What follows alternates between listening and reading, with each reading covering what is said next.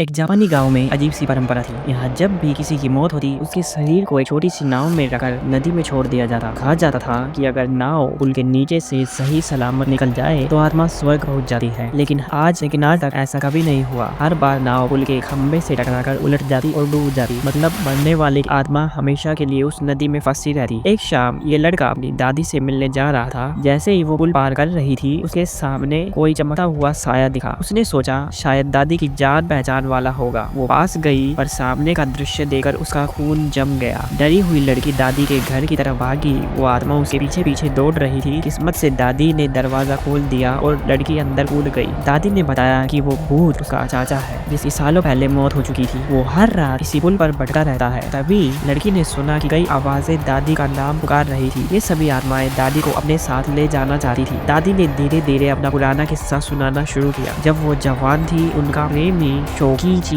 नाम का एक लड़का था। 20 साल की उम्र में शोकीची की अचानक मौत हो गई। उसके अंतिम संस्कार वाले दिन दादी फूट कर रोई थी। गांव की रीति के हिसाब से शोकीची की नाव भी नदी में छोड़ दी गई पर वो भी पुल के खंबे से टकरा गई। लेकिन शोकीची का शरीर डूबा नहीं। वो पानी की सतह पर तैरता हुआ पुल की दरार में फंस गया। वो दादी को घूरता रहा जैसे कह रहा हो तुम कब मेरे पास आओगी। गाँव वालों ने मिलकर किसी तरह उसका शरीर नदी की गहराई में उतारा। उसके बाद गाँव ने ये अजीब रस्म हमेशा के लिए बंद कर दी। लड़की ने खिड़की से बाहर जाकर तो एक अनजाना साया वहाँ खड़ा था। तभी दादी ने कहा अब उनका वक्त पूरा हो रहा है। वो चाहती है कि जब उनकी मौत हो जाए तो उनके जमीन में दफनाया जाए। नदी में बहाकर दूसरे लोगों की तरह डूबते हुए नहीं देखना चाहती। इतना कहकर दादी गिर पड़ी और अगले ही पल लड़की की आँख खुल गई। ये सब एक सपना था। वो घबराकर दादी के घर भागी। जैसे ही पुल के पास पहुंची वही बूढ़ा आदमी उसे फिर दिखाई दिया। डरते डरते वो उसके पास से गुजरी। बूढ़े ने अचानक कहा तुम्हारी दादी अभी अभी चल बसी है। लड़की रोते हुए कमरे में पहुंची। दादी सच में नहीं रही और तभी पुल पर जमा सभी आत्माएं एक साथ दादी का नाम पुकारने लगी।